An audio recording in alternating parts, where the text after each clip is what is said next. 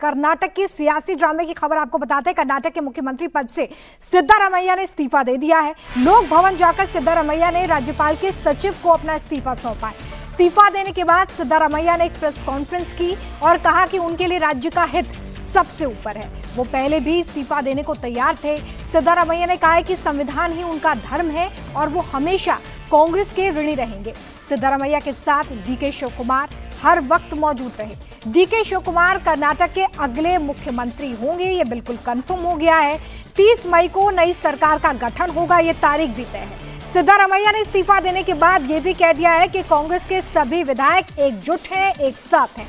सिद्धारमैया ने press conference में सब कुछ बताया, लेकिन आगे की रणनीति पर अपने पत्ते अभी नहीं खोले हैं। सिद्धारमैया आज शाम को दिल्ली के लिए रवाना होने वाले हैं और यहां आकर उनकी मुलाकात राहुल गांधी से होगी और माना जा रहा है कि ये जो मुलाकात है इसमें आगे सिद्धारमैया क्या करने वाले हैं, उनकी क्या भूमिका होने वाली है कर्नाटक की राजनीति में, या फिर वो दिल्ली शिफ्ट होंगे, इसको लेकर क्लैरिटी आ जाएगी।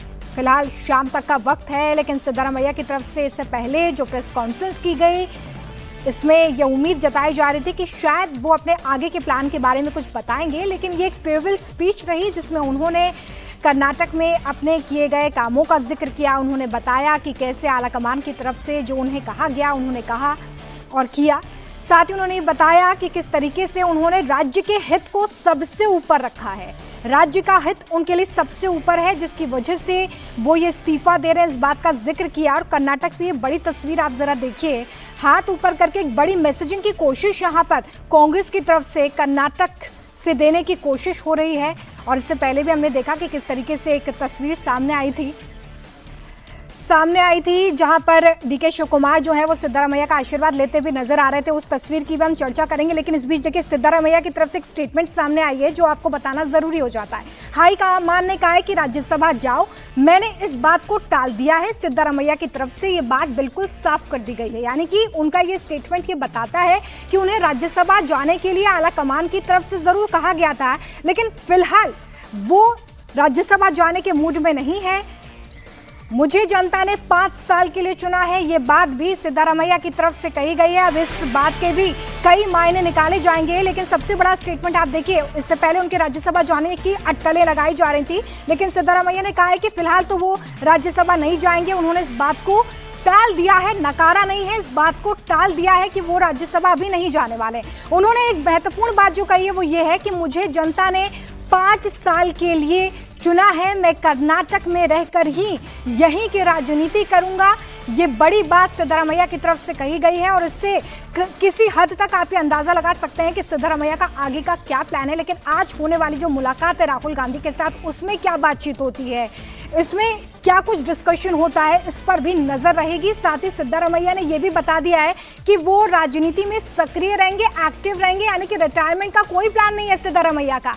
तो ये महत्वपूर्ण बातें हैं। अब से थोड़ी देर पहले सिद्धारमैया की तरफ से जो प्रेस कॉन्फ्रेंस की गई थी उसमें कही गई है, उन्होंने ये बताया कि राज्य के हित को उन्होंने सबसे ऊपर रखा है। उन्होंने कहा कि संविधान मेरे लिए सबसे बड़ा धर्म है। उन्होंने इस बात को बिल्कुल क्लियर किया है कि देखिए जो चुनाव हुए थे उस चुनाव के बाद मुझे जनता ने 5 साल के लिए चुना है। हालांकि उस वक्त ये फॉर्मूला बिल्कुल तय हो गया था कि 2.5 साल ही मुख्यमंत्री रहेगा, ये बिल्कुल क्लियर था। उसके बाद ही हम कई समय से देख रहे थे कि कर्नाटक की राजनीति में उथल पुथल थी कि सीएम कब चेंज होने वाले हैं। लेकिन यहाँ पर सिद्धारमैया की तरफ से एक बड़ी बात जो कही गई है वो ये कि 5 साल के लिए मुझे चुना गया था, मैं राजनीति में सक्रिय रहूंगा। बेंगलुरु से मेरे सहयोगी टी राघवन हमारे साथ जुड़ गए हैं।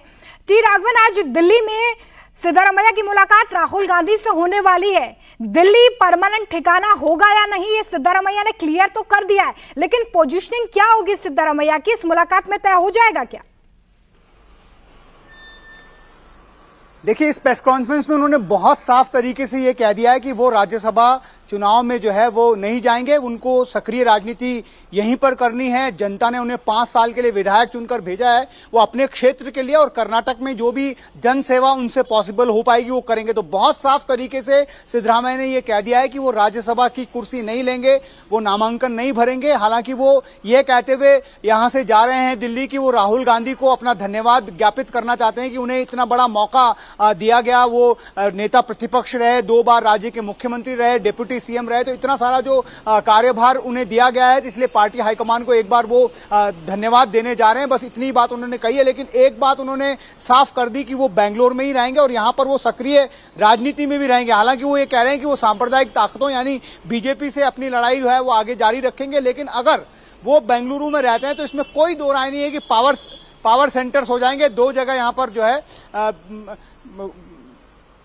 जी 2 जगह यहां पर 2 जगह यहां पर कह सकते हैं कि पावर सेंटर्स होंगे और उसको देखना होगा कि बड़ी चुनौती होगी नए मुख्यमंत्री डीके शिवकुमार के लिए भी कि वो किस तरह से इसको डील करते हैं। जब उनसे ये पूछा गया कि अगला मुख्यमंत्री कौन होगा राज्य का, तब उन्होंने एक और अहम बात कही। उन्होंने कहा कि ये विधायक दल तय करेगा, हाईकमान तय करेगा और जो तय वहां पर किया जाएगा वही जो है वो मुख्यमंत्री होंगे। हालांकि उन्होंने एक बार डीके शिवकुमार की तरफ देखा और उनकी तरफ मुस्कुराए भी। हालांकि जब इससे पहले ब्रेकफास्ट मीटिंग हुई थी रोमिता, तब उन्होंने वहां पर अपने कैबिनेट कलीग से कहा था कि डीके शिवकुमार अगले मुख्यमंत्री होंगे, लेकिन प्रेस कॉन्फ्रेंस में वो ये कहते हुए बचे। उन्होंने कहा कि ये पार्टी हाईकमान और विधायक दल जो है वो तय करेगा कि राज्य का अगला मुख्यमंत्री कौन होगा। चलिए, कई सियासी मायने होते हैं इस तरह के स्टेटमेंट के टी राघवन, लेकिन अभी के लिए इस फैसले को टाल दिया गया है कि वो राज्यसभा नहीं जाएंगे या सिद्धारमैया कुछ बड़ा प्लान कर रहे हैं? जी देखिए, इसमें 2 चीजें हैं। एक्चुअली ये कोशिश अभी भी मैं कह रहा हूं कि 8 तारीख को राज्यसभा के नॉमिनेशन की आखिरी तारीख है और मुझे लगता है कि 8 तारीख तक कांग्रेस का शीर्ष नेतृत्व लगातार सिद्धरामैया को मनाने की कोशिश करेगा कि वो किसी तरह राज्यसभा जाने के लिए राजी हो जाए, क्योंकि अगर वो दिल्ली जाएंगे तभी यहां पर बेंगलुरु में डीके शिवकुमार के नेतृत्व में पार्टी और सरकार जो है वो ठीक तरीके से चल पाएगी। हालांकि इसके साथ साथ मैं ये भी कहूंगा कि उनको सेटिस्फाइड रखने के लिए पार्टी ने उनको खुला ऑफर दिया है कि वो जो चाहेंगे, जैसा चाहेंगे वैसा नई सरकार में होगा। और उस फॉर्मूले के तहत जो एक बात सामने आई है खुलकर, वो ये है कि उनके बेटे को लेकर अगर वो चिंतित हैं कि उनके राजनीतिक भविष्य क्या होगा, जो फिलहाल एमएलसी हैं, एक बार एमएलए भी रहे हैं वरुणा कॉन्स्टिट्यूएंसी से, उनको यहां पर नए सरकार में डिप्टी सीएम बनाया जा सकता है। इसके अलावा चूंकि सिद्धरामैया अहिंदा कॉम्बिनेशन के एक बड़े लीडर हैं, चैंपियन माने जाते हैं, दलितों, पिछड़ों और अल्पसंख्यकों को साथ लेकर चलने के लिए उनका एक बड़ा वोट बैंक जो है कांग्रेस को उनकी वजह से मिला है, तो उसको कैसे बैलेंस करना है, सोशल बैलेंस कैसे करना है,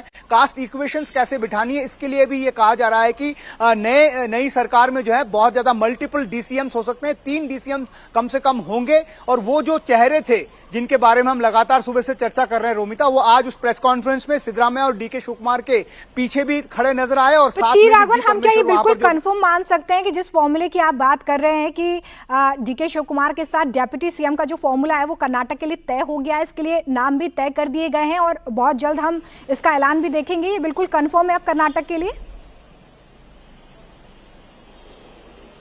देखिए, कंफर्म आधिकारिक तौर पर तो नहीं किया गया है, लेकिन ऐसा करना ही होगा, तभी उस वोट बैंक को बचाने में पार्टी कामयाब रहेगी। 2 साल में अब यहां पर 28 में विधानसभा के चुनाव होने हैं और एक नए ओबीसी नेता को हटाकर, जिसकी बात लगातार राहुल गांधी देश भर में कर रहे हैं, उस नेता को हटाकर यहां पर जिन्हें अगड़ी जाति का माना जाता है, गौड़ा, हालांकि वो नेशनल गैजेट में वो भी ओबीसी की कैटेगरी में ही आते हैं, लेकिन कर्नाटक में उन्हें सवर्ण माना जाता है। और ऐसे एक समुदाय के नेता को चीफ मिनिस्टर अगर पार्टी बना रही है तो ये एक कास्ट कॉम्बिनेशन पर एक बड़ा असर पार्टी के लिए हो सकता है। इसी वजह से हम लगातार ये कह रहे हैं कि ये बैलेंस करना जरूरी होगा। रणदीप सिंह सुरजेवाला जो यहां पर बेंगलुरु में कैंप किए हुए हैं, लगातार वो इस कोशिशों में लगे हैं कि अगला जो फॉर्मेट है वो सरकार का क्या होगा। एक अगर गौड़ा जाति से मुख्यमंत्री बनते हैं डीके शिवकुमार, तो ये जाहिर तौर पर मानकर चलिए कि लिंगायत, अल्पसंख्यक और जो दलित समाज है वहां से डीसीएम का होना तय है। हो सकता है एक महिला डीसीएम भी हमें देखने को मिल जाए, लेकिन हम ये मानकर चल रहे हैं कि 3 डीसीएम जरूर नई सरकार में होंगे। चलिए, तो ये तो वक्त के साथ ही पता चलेगा कि आखिर कितने डेप्यूटी सीएम का फॉर्मूला यहाँ पर तय किया जाता है और कितने नाम इसमें होते हैं। लेकिन एक बड़ा घटनाक्रम हम देखेंगे टी राघवन, अगर डीके शिवकुमार मुख्यमंत्री बन ही जाएंगे अब और सिद्धारमैया भी अगर कर्नाटक की ही राजनीति करते हैं, तो ये डीके शिवकुमार के लिए एक बड़ा चैलेंज होने वाला है, या फिर इतने बड़ा जो नेता है कर्नाटक का सिद्धारमैया, उनका जो सियासी अनुभव रहा है, सरकार को चलाने की बात करें या आगे भी जो प्रशासनिक चीजें होती है सरकार में उसकी बात करें, उसका फायदा डीके शिवकुमार को मिलेगा या चैलेंज होने वाला है? जी देखिए, जिस तरह से पोस्चरिंग की गई है सुबह से ब्रेकफास्ट मीटिंग में जाकर डीके शिव कुमार का पैर छूकर सिद्धरामैया से आशीर्वाद लेना, दोनों को गले मिलना, उसके बाद अभी प्रेस कॉन्फ्रेंस में भी दोनों ने एक दूसरे को हाथ मिलाया, मुस्कुराए, उसके बाद हाथ उठाकर सिद्धरामैया ने डीके शिव कुमार का मीडिया के सामने वो पोस्चरिंग दी। उससे ऐसा लगता है कि सब कुछ स्मूथ रखने की या फिर कम से कम दिखाने की कोशिश की जा रही है। सिद्धरामैया इस बात का मन बना चुके थे। ये हम सिद्धरामैया के क्लोज जो सर्कल के लोग हैं उन्होंने बताया कि जब राहुल गांधी ने उन्हें स्टेप डाउन करने के लिए कहा, तब से वो केजे जॉर्ज जो सुरेंद्र नगर में दिल्ली में उनके एक सहयोगी मंत्री का घर है, उस तक ही उन्होंने मन बना लिया था। जैसे ही वो उस केजे जॉर्ज के घर के अंदर गए, बाकी जो कलीग्स थे कैबिनेट के, उनसे उन्होंने कह दिया कि राहुल गांधी ने मुझे हटने के लिए कहा है और मैंने तय कर लिया कि मैं इस्तीफा दूंगा, और उसी तरह से उन्होंने इस्तीफा भी दे दिया। तो ऐसा लगता है कि ज्यादा हिंडरेंस बनने की कोशिश नहीं करेंगे। ऐसा ही एक मॉडल हमने देखा था जब येडियुरप्पा को बीजेपी ने हटाकर उनके बाद फिर सदानंद गौड़ा, फिर उसके बाद जगदीश शेट्टर, उसके बाद बसवराज बोम्मई को यहां पर सीएम बनाया गया था। हम देखते थे कि रोज जो है वो सीएम, तीनों सीएम लगभग हर दिन कम से कम एक बार येडियुरप्पा से जरूर जाकर मिलते थे, उनसे कुछ सलाह मशवरा करते थे और उसके बाद वो सरकार चलाते थे। तो हो सकता है ये एक तरीका भी सरकार चलाने का डीके शिव कुमार अपनाए। लेकिन अगर सिद्धरामैया उनको टोकने की कोशिश करते हैं, उनके कामकाज में बाधा उत्पन्न करने की कोशिश करते हैं, तो ये जाहिर तौर पर है कि डीके शिव कुमार के लिए और पार्टी के लिए। अच्छा, एक और महत्वपूर्ण सवाल जो मैं इसमें जोड़ना चाहती हूँ, समय की थोड़ी कमी है तो आप बहुत ही छोटा इसका जवाब दीजिएगा कि जो रीशफल होगा कैबिनेट का, उसमें क्या हम डीके शिव कुमार का दबदबा देखेंगे या फिर जो अभी कैबिनेट है उसी में थोड़ा बहुत विस्तार हम देखेंगे? देखिए, मुझे लगता है कि सिर्फ वो सीएम बनना चाहते हैं, वहां तक वो बन जाए तो उनके लिए काफी होगा, क्योंकि उनके पास अभी इतना सह नहीं है कि वो ये तय कर सकें कि उनके कैबिनेट में कौन कौन होंगे। इसमें जरूर सिद्धरामैया का दखल होगा और जरूर पार्टी आलाकमान ये तय करेगा कि उनके कैबिनेट में कौन कौन लोग मंत्री बनेंगे। चलिए, बहुत शुक्रिया टी राघवन हमारे साथ जुड़ने के लिए और इस तमाम जानकारी के लिए।